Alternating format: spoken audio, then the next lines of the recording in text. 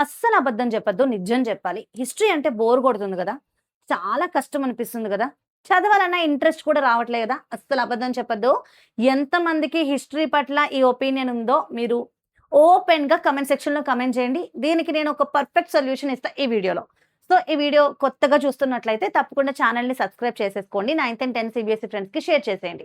మరి ఇక్కడ విషయం ఏంటంటే, నేను ఎన్నో ఏళ్ల నుంచి టీచింగ్ ఫీల్డ్‌లో ఉన్నాను. చాలా మంది స్టూడెంట్స్ ఉన్నారు నా దగ్గర. మరి స్టూడెంట్స్ అందరూ నాతో రిపీటెడ్‌గా చెప్పే విషయం సోషల్ స్టడీస్‌కి సంబంధించి బోర్ అంటారు. ఎందుకురా సోషల్ బోర్ అంటే, ఎస్పెషల్లీ సోషల్‌లో హిస్టరీ పార్ట్ చాలా బోర్‌గా ఫీల్ అవుతారు. హిస్టరీ ఒక పెద్ద మిస్టరీ అనుకుంటారు. ఎస్పెషల్లీ మ్యామ్ హిస్టరీలో మీకెలా మ్యామ్ ఈ డేట్స్ అండ్ ఇయర్స్ గుర్తుంటున్నాయి? మాకసలు గుర్తుండట్లేదు. ఇప్పుడు హిస్టరీలో సపోజ్ ఒక 5 లెసన్స్ ఉన్నాయి. 10థ్ క్లాస్ ఎన్‌సీఈఆర్‌టీ టెక్స్ట్ బుక్‌లో మనకి ఒక 5 చాప్టర్స్ ఉన్నాయి. ఈ 5 చాప్టర్స్‌లో ఉన్న డేట్స్ అండ్ ఇయర్స్ ఎలా మ్యామ్ గుర్తుపెట్టుకోవాలి? చాలా కష్టంగా ఉంది మ్యామ్ అంటున్నారు. ఈ డేట్స్ మీద ఉన్నటువంటి బోరింగ్ ఫీలింగ్ వల్ల హిస్టరీ మొత్తాన్ని పక్కన పడేస్తున్నారు. అలా చేయడం చాలా తప్పు కదా! ఎగ్జామినేషన్‌లో హిస్టరీకి చాలా హై వెయిటేజ్ ఉంటది. మరి మీకున్న సమస్యల డేట్స్‌ని గుర్తుపెట్టుకోవడమే. మరి ఈ వీడియోలో నేను మీకు చెప్పబోతున్నాను the most easiest way with మంచి మెమరీ ట్రిక్స్ అండ్ టిప్స్ తోటి మీరు హిస్టరీ డేట్స్‌ని, ఇయర్స్‌ని ఎలా గుర్తుపెట్టుకోవాలి అనే విషయం చెప్పబోతున్నా. How to remember history dates easily. Memory tricks and tips చెప్తున్నా ఫర్ సీబీఎస్ఈ 9 అండ్ 10 స్టూడెంట్స్‌కి. మీరు రెడీయా? వీడియో పూర్తిగా చూడండి, లైక్ చేయండి అండ్ నేను చెప్పిందంతా ఫాలో అవుతారా? మీకేమనిపిస్తుంది? ఇది వర్కౌట్ అవుతుంది అనిపిస్తుందా కూడా కామెంట్ చేయండి. మీ దగ్గర ఏమన్నా ఇంకా ఇంట్రెస్టింగ్ ఐడియాస్ ఉంటే అవి కూడా you are open to share. Right. ఇక్కడ మీకు హిస్టరీ డేట్స్‌ని గుర్తుపెట్టుకోవడానికి 2 మాస్టర్ టెక్నిక్స్ చెప్తా. ఓకే. ఏంటా 2 మాస్టర్ టెక్నిక్స్? ఒకటి యాంకర్ గ్యాప్ మెథడ్ అంటాం. Anchor gap method. మరొకటి టైమ్‌లైన్ టెక్నిక్. Timeline technique. మళ్ళీ చెప్తున్నా, మీరు వీడియో చూస్తున్నారు అంటే డెఫినైట్‌లీ మీరు హిస్టరీలో ఉన్న డేట్స్‌ని గుర్తుపెట్టుకోవాలని అనుకుంటున్నారు. మరి అది అనుకుని కేవలం వీడియో చూసేసి బయటకొస్తే సరిపోదు. నేను చెప్పింది మీరు ఫాలో అవ్వాలి. మీరు ఫాలో అవ్వండి. ఇది మీకొక ఓపెన్ ఛాలెంజ్. ఒకవేళ నేను చెప్పిన ట్రిక్ వర్కౌట్ అవ్వలేదనుకోండి, మీరు ఓపెన్‌గా చెప్పొచ్చు కదా! మ్యామ్ మీరేదో చెప్పారు అదేం వర్కౌట్ అవ్వలేదు, వేస్ట్ అయిపోయిందని ఓపెన్‌గా చెప్పొచ్చు కదా! అది చెప్పడం కోసమైనా ట్రై చేయండిరా. ట్రై చేయండి. పక్కా ట్రై చేయండి. మీకది వర్కౌట్ అయిందంటే నాకన్నా ఎవరు హ్యాపీగా ఉంటారు చెప్పండి? మరి ఈ 2 మెథడ్స్ ఎలా యూజ్ చేయాలో చెప్పేస్తాను. ఫస్ట్‌ది యాంకర్ గ్యాప్ మెథడ్ అంటే ఏంటి? Group the related events like Gandhian movement and study time gap between them to spot the pattern. So, related movements అంటే ఏంటి? సరే నేర్చుకుందాం. అన్నీ క్లియర్‌గా చెప్తా. సరేనా? Let us take an example of world war. World వార్‌ని ఎగ్జాంపుల్‌గా తీసుకుంటే, మరి మీరు world war 1 date, 2 date, treaty of Versailles date, great depression date గుర్తుపెట్టుకోవాలనుకుంటున్నారు. విడిగా గుర్తుపెట్టుకోవాలంటే కష్టం కాబట్టి మీరేం చేయొచ్చు, గ్రూప్ ద టాపిక్. అంటే ఇప్పుడు వరల్డ్ వార్ టాపిక్ చూసుకున్నారు. వరల్డ్ వార్ 1914లో స్టార్ట్ అయింది. 1918లో ఎండ్ అయింది. రైట్. అలాగే అంటే వరల్డ్ వార్ 1.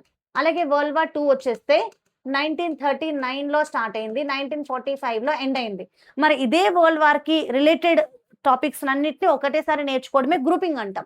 దాన్నే యాంకర్ అండ్ గ్యాప్ మెథడ్ అంటాం. మరి ఏంటి దీని రిలేటెడ్ థింగ్స్ అంటే యుఎన్ఓ యునైటెడ్ నేషన్స్ ఆర్గనైజేషన్ అనేది ఒక పీస్ ఆర్గనైజేషన్ 1945లో మనకి వరల్డ్ వార్ ఎండ్ అవ్వగానే సెటప్ అయింది. మరి దానికి సంబంధించిన టాపిక్ కదా! అక్కడే నేర్చేసుకోండి. అంటే అప్పుడు ఒకటే గ్రూప్‌గా నేర్చుకుంటే మీకు అవన్నీ గుర్తుంటాయి. అలాగే ట్రీటీ ఆఫ్ వర్సైలిస్. ట్రీటీ ఆఫ్ వర్సైలిస్ వచ్చేసి వరల్డ్ వార్ 1 తర్వాత జరిగింది. అంటే 1919లో. 1918లో వరల్డ్ వార్ 1 ముగిసిపోయింది. తర్వాత 1919లో జర్మనీ మీద హార్ష్ కండిషన్‌ని విధిస్తూ వర్సైలిస్‌లో ట్రీటీ ఆఫ్ వర్సైలిస్ అనేది జరిగింది. మళ్ళా 1920లో లీగ్ ఆఫ్ నేషన్స్ అనేది క్రియేట్ అయింది. అది యుఎన్ఓ కన్నా ముందు క్రియేట్ అయినటువంటి ఒక peace entity league of nations అన్నమాట. మళ్ళా 1939లో మనకి వరల్డ్ వార్ 2 స్టార్ట్ అయితే అప్పుడు ఒక గ్రేట్ డిప్రెషన్ అని చెప్పేసి ఎకనామిక్ క్రైసిస్ వచ్చింది. Great depression. అదెప్పుడొచ్చింది? 1929. ఓకే. 1928 ఓకేనా. మరి ఇవన్నీ కూడా ఒకటే టైమ్ పీరియడ్‌లో ఉన్నాయి కదా! 1928, 29, 30 ఆ 3 సంవత్సరాల పాటు కొనసాగిందనమాట. మరి ఇవన్నీ కూడా గ్రూపింగ్ చేయడం. దీన్నే గ్రూపింగ్ చేయడం అంటాం. అంటే ఒకటే టాపిక్‌కి సంబంధించినవన్నీ ఇయర్స్ ఒకటేసారి నేర్చుకోవడాన్ని యాంకర్ గ్యాప్ మెథడ్ అంటాం. యాంకర్ గ్యాప్ మెథడ్ అంటాం. ఇంకొక ఎగ్జాంపుల్ ఇస్తాను. మనకి హిస్టరీలో ఉన్న first chapter rise of nationalism in Europe. మరి ఆ లెసన్‌లో కూడా మీరు ముందు ఫ్రెంచ్ రివల్యూషన్ యొక్క ఇయర్ నేర్చుకోండి. ఇది నేను మీకిస్తున్న హోమ్ వర్క్. ట్రై చేయండి. వర్కౌట్ అవుతే షారోన్ మ్యామ్ 9, 10 నా టెలిగ్రామ్‌కి షేర్ చేయండి. షారోన్ మ్యామ్ 9-10కి ఇప్పుడు నేను హిస్టరీ ఇయర్స్ గుర్తుపెట్టుకోవడానికి మీకు ఒక మెథడ్ నేర్పిస్తున్నా. Anchor gap method, time line technique. మరి ఈ యాంకర్ గ్యాప్ మెథడ్ చాలా ఇంట్రెస్టింగ్‌గా ఉంది కదా! మీకిచ్చే హోంవర్క్ ఏంటి? ఫ్రెంచ్ రెవల్యూషన్ అనే టాపిక్ పెట్టుకోండి. రైజ్ ఆఫ్ నేషనలిజంలో ఫ్రెంచ్ రెవల్యూషన్‌తో రిలేటెడ్‌గా ఉన్నటువంటి విషయాలు, దాని యొక్క ఇయర్స్ మీరు రాసుకొని ట్రై చేయండి. ఫర్ సపోజ్ నేను ఒక లైన్ ఎగ్జాంపుల్ ఇస్తా. French revolution 1748. మళ్ళా ఆ తర్వాత ఏమేమి జరిగాయి? ఓకేనా? స్టార్మింగ్ ఆఫ్ బాస్టైల్ ఎప్పుడు జరిగింది? అదే ఇయర్ అనుకోండి. అండ్ తర్వాత unification of Germany etcetera, etcetera. ఇంక మిగతావి నేను చెప్పను. అన్నీ నేను చెప్పేస్తే మరి హోంవర్క్ నేనే చేసినట్టు అయిపోద్ది కాబట్టి, నేనిక్కడ ఒక మంచి ఎగ్జాంపుల్ ఇచ్చాను. మరి ఫ్రెంచ్ రెవల్యూషన్ హోంవర్క్ మీరు చేసి నాకు ఈ టెలిగ్రామ్‌కి షేర్ చేయండి. అరే! అసలు ఒక నార్మల్ వీడియో కూడా చూసి పిల్లలు అండర్‌స్టాండ్ చేసుకొని, ప్రాక్టీస్ చేసి, నిజంగా సక్సెస్‌ఫుల్‌గా అది ఫాలో అవ్వగలిగారు అన్న హ్యాపీనెస్ నాకు వస్తుందనమాట. నెక్స్ట్ ఇక్కడ చూడండి. స్టడీ ద టైమ్ గ్యాప్ నేర్చుకోండి. అప్పుడు మీకు ప్యాటర్న్ గుర్తుండిపోద్ది. టైమ్ లైన్ టెక్నిక్ అంటే టైమ్ గ్యాప్ అంటే ఇక్కడ చూడండి. 1914-1918 ఏమో మొదటి యుద్ధం జరిగింది. 1918 తర్వాత కరెక్ట్‌గా ఒక్క సంవత్సరంలో ట్రీటీ ఆఫ్ వర్సైల్స్ జరిగింది. మళ్ళా ఒక్క సంవత్సరంలో లీగ్ ఆఫ్ నేషన్స్ క్రియేట్ అయింది. మళ్ళా కొన్ని సంవత్సరాలకి 1939లో వరల్డ్ వార్ II స్టార్ట్ అయింది. వరల్డ్ వార్ II స్టార్ట్ అయ్యి 1945లో ఎండ్ అయిపోతే ఆ ఇయర్‌లోనే పీస్ ఆర్గనైజేషన్ యుఎన్ఓ క్రియేట్ అయింది. ఇలా ఏ టైంలో ఏం జరిగింది? ఆ టైం మధ్య డిఫరెన్స్ ఏంటి? ఒక స్టోరీ లాగా కనెక్ట్ చేసుకోండి. Next method time line technique నాన్న. Draw visual time line as you read. Chronology is one of the most frequently tested skill in the exam. Right. అంటే మీకు ఇక్కడ ఇంకొక ఎగ్జాంపుల్ ఇస్తాను. ఇక్కడ టైమ్ లైన్ టెక్నిక్ అంటున్నారు. Right. Time line technique. Time line technique అంటే మీకు సింపుల్‌గా చెప్పేస్తాను. మనకి నేషనల్ మూవ్‌మెంట్ ఎగ్జాంపుల్‌గా తీసుకుందాం. మన ఫ్రీడమ్ మూవ్‌మెంట్. నేషనల్ మూవ్‌మెంట్ ఎగ్జాంపుల్‌గా తీసుకుంటే మనకి చూడండి 1935లో government of India act create అయింది. ఓకేనా? అలాగే తర్వాత ఏమేమి జరిగాయి విషయాలు మీకు గుర్తున్నంత వరకు చెప్పండి. అండ్ 1946లో ప్రొవిన్షియల్ ఎలక్షన్స్ క్రియేట్ అయ్యాయి. దీనివల్ల తర్వాత మనకి కాన్స్టిట్యూయెంట్ అసెంబ్లీలో మెంబర్స్‌ని ఎలక్ట్ చేసే ప్రాసెస్ కూడా ఇక్కడే జరిగిపోయింది. 1947లో మనకి ఇండిపెండెన్స్ వచ్చింది. సారీ. 1947లో మనకి ఇండిపెండెన్స్ వచ్చింది.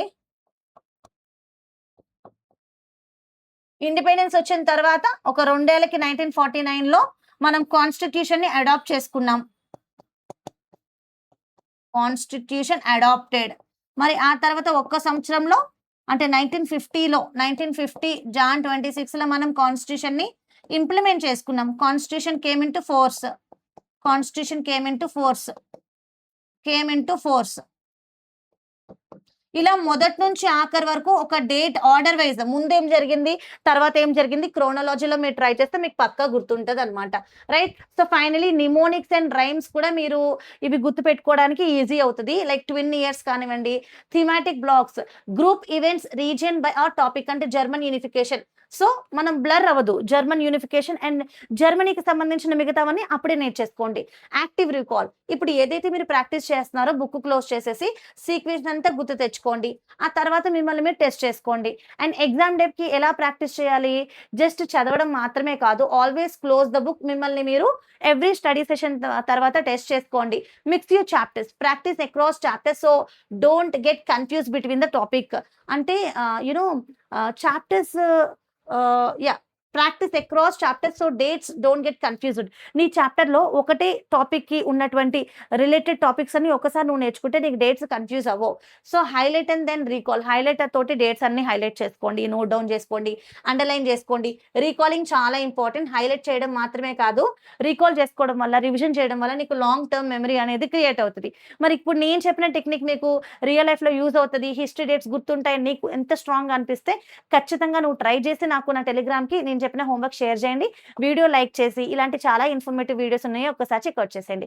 So, that's the end of the video. మళ్ళీ ఇంకొక యూజ్‌ఫుల్ వీడియోలో కలుద్దాం. Until then take care.